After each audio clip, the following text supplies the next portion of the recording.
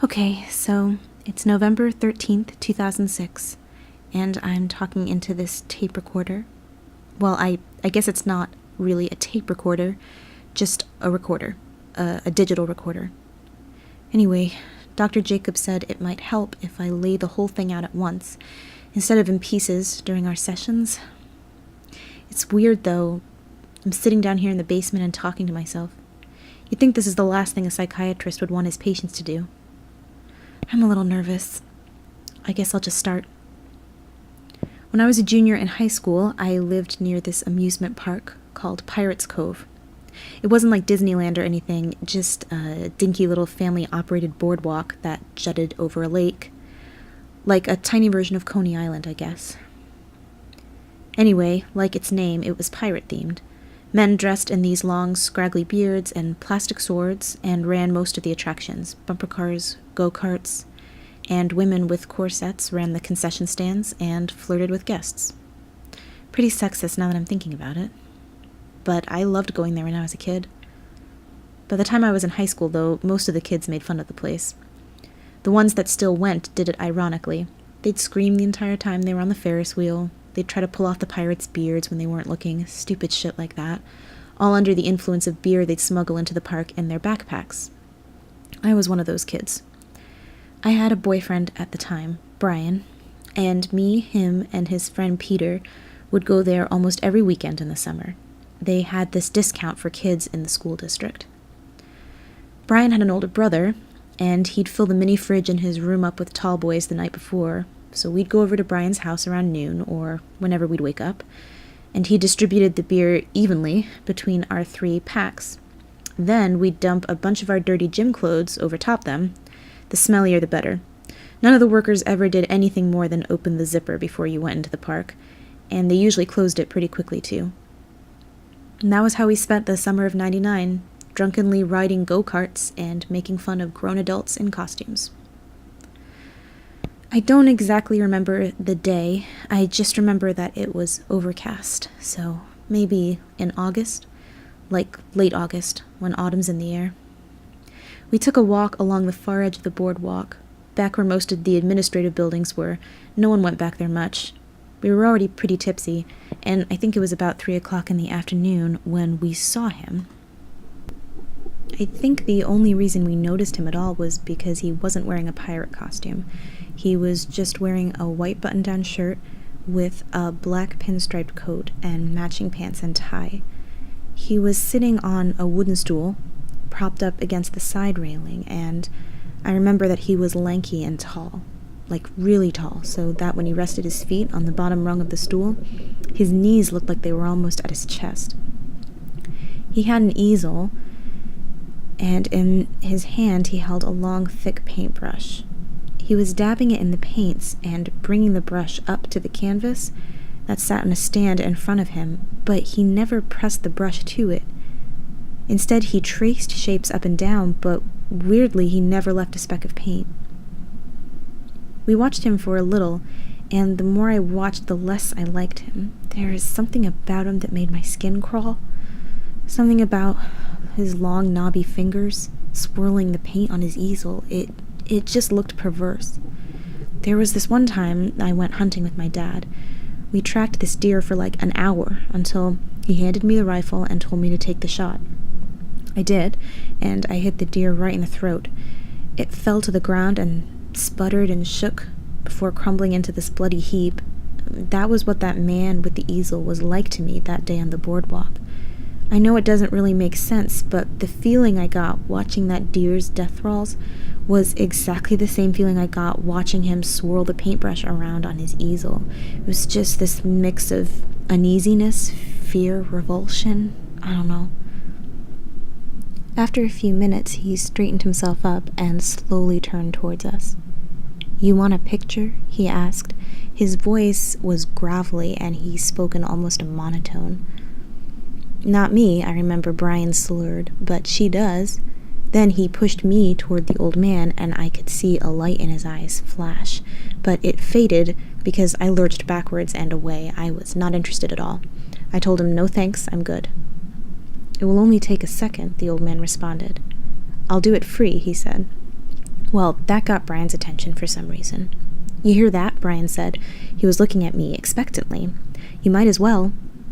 "Well, why don't you?" I asked him. I wanted to get him off my back. So Brian made a face, shrugged his shoulders, and said, "All right." These next few moments always stand out perfectly in my mind. Brian stood in front of the canvas, and the old man smiled. Slowly, he dipped his brush into his paints and began. He worked really quickly. First, he made a broad stroke in a pigment that resembled Brian's skin tone, and then he filled in the details. He touched only the tip of a smaller brush to the paints.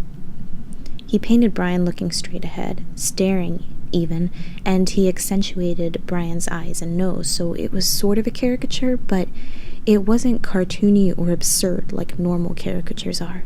It really resembled more of a Dadaist portrait, like disjointed, and with different shapes filling in sometimes for his joints and appendages. The whole thing was in this brownish yellow palette, and the clothes Brian wore in it looked like they were from the 1800s. He even gave him a bowler hat. The painting only took him a few minutes, and when he was finished, he placed the handle of the brush into his mouth and smiled as he handed the painting to Brian. Brian looked at it for a long time. "I'm dapper as hell," he laughed, and then looked at me. "You want a picture of me, babe?" he said. I tried to play it off. "I don't need a picture, I've got the real thing," I said. Cheesy, I know. "Yeah, but what about when I'm not there?" Brian said. "Won't you miss me?" He rolled the painting up and stuck it in the back pocket of his jeans. "Here, I'll hang on to it for you. You have no excuse now." I pushed the issue. I didn't want the stupid painting, and I still couldn't shake the creepy feeling the old man gave me. "What if I don't want it?" I repeated. "Susan, this is art," Brian said, turning to the old man. He was just watching us. "This guy's a genius. You're going to see him up there in museums with Socrates and Picasso and all them." "Socrates wasn't a painter," the old man said. "He was a philosopher." "That too," Brian said. It was such an awkward scene. This disturbing old man lecturing us on our historical figures while my boyfriend laughed and shouted at me in this weird, half-ironic way. Luckily, Peter spoke up and said that we had to get going because our parents were waiting for us in the parking lot. The old man just nodded and waved as we walked away. I hoped that Brian had forgotten about the painting, and by the time we got to my house after dropping Peter off, I thought that he had. But to my surprise, he put the car in park at the end of the driveway and killed the engine. "I want to make sure you hang it up in a nice place," I remember he said. I think it was some sort of power move, coupled with his own weird sense of humor. "I'll hang it up if you want me to," I told him. He just shook his head and smiled. He ended up hanging it up over my dresser on the wall opposite my bed. He said he wanted to make sure I could see him at night if I ever got scared. I called him an ass, but I left it there. The first night was fine. The second was fine too, but by the third, I felt it working on me. I can't explain it, but I sat at my desk in my room working on homework or writing in my journal or whatever, and I thought that someone was in the room with me. Like, I started feeling the presence of another. I would hear my dad hammering away at something in the basement, and the news anchor talking from the TV in the other room where my mom had probably fallen asleep. I could usually hear her snoring, but there was no one else who could possibly be in my room. I didn't think anything of it at the time, but that's when it all started. I spent the next few days hanging out with Brian and Peter, and sometimes my friend Mary. I think they thought I was acting weird, though, because I wouldn't want to go home. I played it off, of course. I'd say things like, there were only so many days left in summer, and I wanted to take advantage of them, or I'd give Brian a look, and he'd take me back to his place to spend the night. But more often than not, he'd have to work in the morning, or he'd be doing something with his dad, and he'd drop me back at my house around 10. I started to hate making the walk from the bathroom to my room after my shower at night.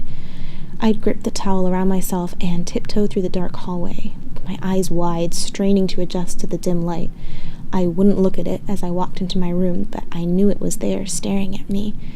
I got into my bed as quickly as I could and turned to the wall. Not for long, though. I always imagined the picture, that weird, distorted form of Brian, would leap off the wall and run at my back. There was no helping it, so I turned to the direction of the wall above my dresser where I knew it hung. You're probably wondering why I left it up when it scared me so much. But the truth is, I didn't leave it up. I took it down like every day. It always found its way back on my wall. It seemed like everyone's mission was to make sure that it stayed there. Brian would ask me every day almost, "Hey, how's that painting?" And we'd sometimes drive from across town just so he could check up on it. When he found it underneath the dresser, there'd be like an inch protruding from the bottom.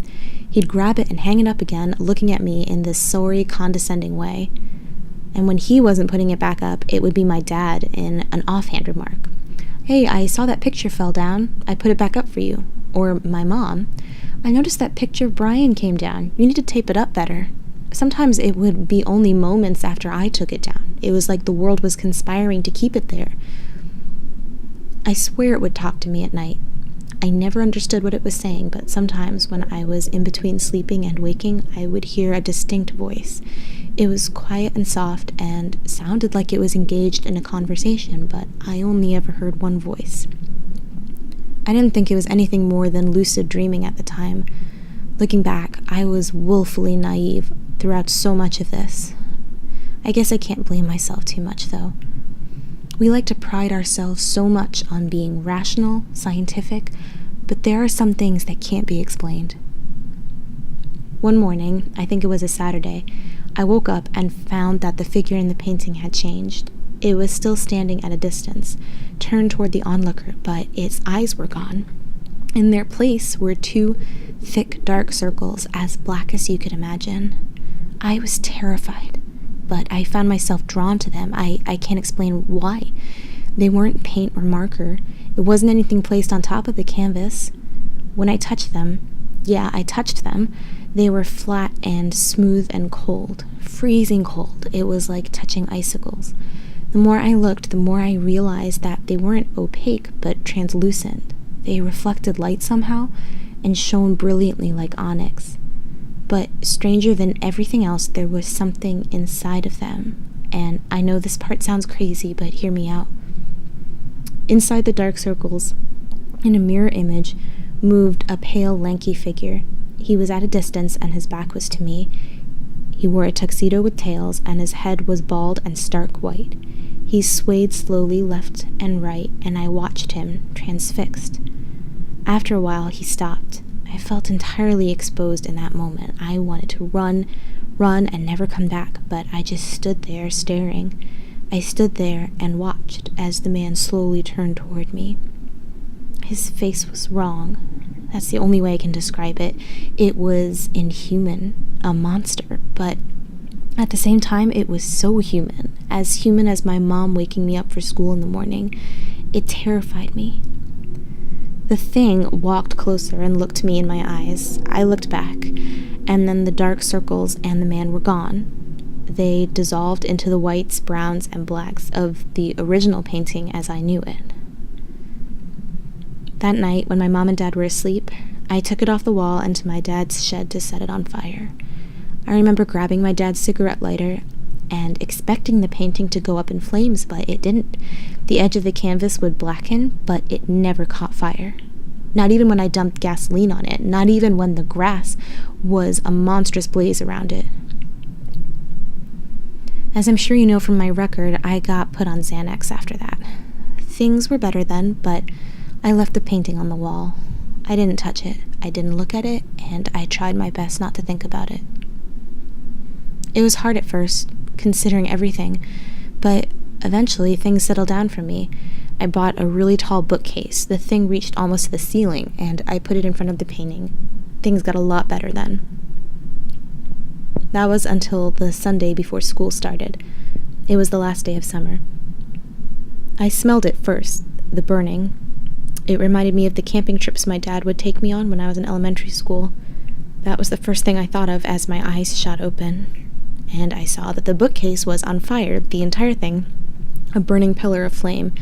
and through the wood was the painting. I could see it clearly. There was this perfect oval in the back of the bookcase that the fire had eaten through. This time, the painting was on fire too.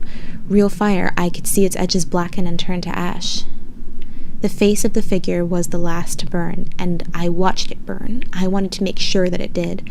I watched it wither into black soot, my parents screaming at me to get out of the house. I stood outside with my mom and dad as the firemen put the house out. It hadn't spread beyond my room, and they had evidently found me standing right in the middle of the blaze, just staring. I don't remember that part, though. I do remember lying in the back of the ambulance as my dad held his head in his hands, and my mother stared and sobbed. It was the last day of summer. Brian wasn't at school the next day, but it was typical for seniors to skip out on the first few days of the new year.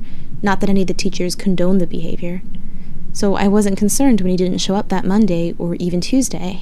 It was normal for us to go a few days without talking. But by Wednesday, I was starting to wonder, and it was that Wednesday that 2 police officers came to my house. When I got home from school, they were already there in our living room, whispering with my parents, who looked upset and anxious. My dad told me to have a seat, so I sat down on the couch next to them while one of the officers stood up from his seat across from us and grabbed his notepad from his pocket. The other officer walked slowly around the room. I couldn't imagine what he was looking for. "Do you know Brian Marino, the one with the notepad?" asked me. "Yeah, he's my boyfriend," I answered.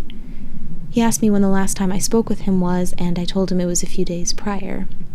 The line of questioning went on like that. It was vague questions like, "What do you guys usually do together?" or "Did he ever seem like he was in trouble?" After that question, I started to panic. "Did something happen?" I asked, but I already knew the answer. There was a pause. "He's dead," the second officer finally offered. I felt my heart stop. "Where were you on Monday?" he asked. I told him I was at school, and my mom and dad were quick to back me up. I think the officers already knew I was innocent, though. They didn't act surprised. "Did Brian have any enemies?" the notepad one asked. I told them that I didn't think so. They left, and it was a few days later when I learned, mostly through rumor and gossip, that Brian had preheated the oven at his house to 450 degrees, opened the door, and squeezed inside, going so far as to shut the door behind him. He was in there all day Monday and Tuesday. He only had his dad, and he often worked double shifts. His dad found him when he got back Wednesday morning. I left after graduating high school and moved east. I married, raised a family, but I'm sure you don't want to hear about that. You want to hear about how it's always haunted me. That burning, painted face of my high school boyfriend. And it fucking has, all right. It's haunted me for a long, long time, but I've tried to keep it down. I was keeping it down until I visited my parents last week. We don't see them enough, so I brought my husband, Devin, and the kids down for the long weekend. We were having a great time. Mary still lives there, so I got to sneak away for a little and get coffee with her. Everything was fine. But as we were exiting the coffee shop, it all came back to me. The painting, the fire, Brian. And sitting on that same stool, working with that same easel and palette, was the man from the boardwalk, just outside the coffee shop. I stared at him. I was too shocked to move. Mary was on her way to the car, but she stopped when she saw me. She asked me what the matter was. I didn't say a word. I just watched as the old man waved and smiled. He smiled at me, almost knowingly. He looked exactly the same, like no time had passed. He was painting this young blonde-haired girl, and he put his brush down and handed the painting to her. I wanted to stop her, but it was too late, and her mom was already picking her up from the curb. She was in the car driving away. "It's him," I said to Mary. Mary couldn't remember him. I could tell that she had no idea what I was talking about, so I tried to play it off. But as soon as she dropped me back off at my parents' place, I jumped in the car and drove right back to the coffee shop. I wanted him to still be there. I needed him to be. When I got there, I half expected to see his place on the sidewalk empty, but sure enough, he was there. his knobby fingers still tracing above his canvas. I didn't confront him. I ordered another coffee and I sat at a far-off table and I just watched him. Honestly, I wanted nothing more than to bash his face in, but I didn't. I was reserved, quiet, and I waited. The coffee shop closed at 5 p.m., and at 5 p.m., the man packed up his paints and easels and began walking, and I followed him. I don't know why. I followed him down Main Street through the new development on the outskirts of town and into the woods. I could hear construction around me, but they faded, and I kept following him deeper through the trees. He didn't look around for a marker or a path. He just kept his eyes straight ahead the whole time, like he had walked this way 1,000 times. He finally stopped. He stood absolutely motionless, and finally, I kid you not, he began taking his clothes off. Bit by bit, he stripped down, totally naked, picked up his paints, and walked again in the same direction. So by this time, it was getting dark. I was able to keep track of him by the moonlight, which seemed abnormally bright. He walked for what must have been another 45 minutes or something before stopping at the edge of a large pool of water. He stood motionless and then began wading into the water. He didn't stop when it was at his chest. He didn't stop when it came to his neck. He kept walking further and further in until he was completely submerged. I waited for him to come out behind a tall oak tree. I know you already know this, but that's where they found me, 3 days later, half-starved and dehydrated, waiting for the old man to come out of the pool. I'm not really sure why you're making me record all of this. You're just going to call me crazy and lock me away. I'd probably do the same if I was in your shoes. But I left something in your office. It's under the file cabinet. I put it there when you left to talk to your secretary. See, as soon as I saw that old man again, I knew I was in it, all or nothing. I couldn't go on living like nothing had happened, not when it was staring me in the face again after all these years. So I had him do another portrait, of me this time. So get your lab coat buddies to take a look at it, keep an eye on it, and for God's sake, figure out what the hell it is, 'cause I don't want this to happen to anyone else, not another soul.